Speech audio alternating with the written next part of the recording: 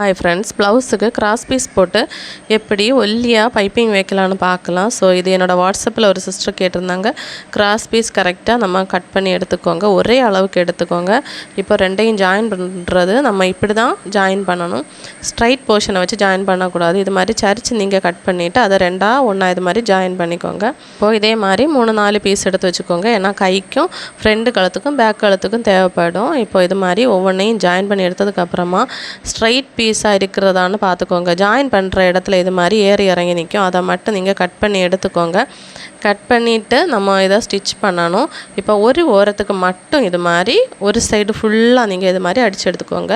இன்னொரு பக்கத்தை தான் நம்ம கழுத்தோட ஓரத்தில் வச்சு அடிக்க போகிறோம். நம்ம ஆல்ரெடி கழுத்துக்கு லைனிங் போட்டு அடிச்சிருக்கோம் தெரியுமா, அதே ஸ்டிச்சுக்கு மேலே ஸ்டிச் பண்ணணும். அப்போ தான் ஒல்லியாக வரும். இதை விட வேணும்னா ஒல்லியாக நீங்கள் ஸ்டிச் பண்ணிக்கோங்க. அது உங்களோட டேலண்ட்டை பொறுத்து. பட் கொஞ்சம் பார்க்குறதுக்கு கொஞ்சம் தெரியணும், அதனால தான் இந்த ஓரத்தை நான் கொஞ்சம் கூட நீக்கி வச்சு அடிக்கிறேன். கரெக்டாக பைப்பிங் இருக்கும். ஸோ இனிமேல் உங்களுக்கு பைப்பிங் ஸ்டிச் பண்ணால் கஷ்டமாக இருக்குது அப்படின்னு வச்சிங்கன்னா இந்த மெத்தடில் நீங்கள் ட்ரை பண்ணி பாருங்கள். ஸ்டிச் பண்ணி ஆல்ரெடி நீங்கள் யூஸ் பண்ண ப்ளவுஸில் கூட இந்த மெத்தடில் பைப்பிங் ஸ்டிச் பண்ணலாம். இப்போ ஒரு சைடு ஃபுல்லாக பேக் கழுத்துக்கு நான் ஸ்டிச் பண்ணியாச்சு. இது அப்படியே உள்பக்கமாக திருப்பினீங்கன்னா போதும்.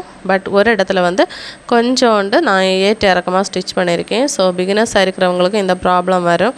ஸோ அந்த இடத்த நான் கரெக்ட் பண்ணி நான் ஸ்டிச் பண்ணிக்கிட்டுறேன். அப்போ தான் நமக்கு எல்லா இடமும் ஒரே அளவில் பைப்பிங் கிடைக்கும். இப்போ உள்பக்கமாக திருப்பி மேல் பக்கத்தில் ஸ்டிச் பண்ணால் போதும். ரொம்ப ரொம்ப ஈஸி இப்படி ஸ்டிச் பண்ணுறதுக்கு. கண்டிப்பாக நீங்கள் கிராஸ் பீஸ் தான் யூஸ் பண்ணணும். ஸ்ட்ரைட் பீஸ் யூஸ் பண்ணிங்கன்னா அழகாக இது மாதிரி வளைஞ்சு வராது. இது மாதிரி ஒல்லியாக ஸ்டிச் பண்ண முடியாது. ஸ்ட்ரைட் பீஸில் ஸ்ட்ரைட்டாக இருக்கிற இடத்துல வரும் வளைவுகளுக்கு இந்த கிராஸ் பீஸ் மட்டும் தான் வளைஞ்சு வரும். ஸோ இது ரொம்ப நாளாக என்கிட்ட கேட்டிருந்தாங்க இந்த ஒர்க்கை பற்றி. ஸோ நான் உங்களுக்கு வீடியோ போட்டிருக்கேன். ஃபைனலி பாருங்கள், நீட்டாக வந்துருச்சு.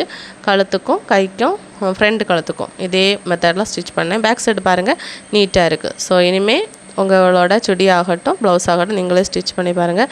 இன்னும் உங்களுக்கு ஸ்டிச்சிங் ரிலேட்டடாக ஏதாவது டவுட் இருந்தால் நீங்கள் கமெண்ட் செக்ஷனில் கேட்கலாம். அப்படியே இந்த வீடியோ இஷ்டப்பட்டால் லைக் பண்ணுங்கள். அவ்வளோதான். தேங்க்யூ.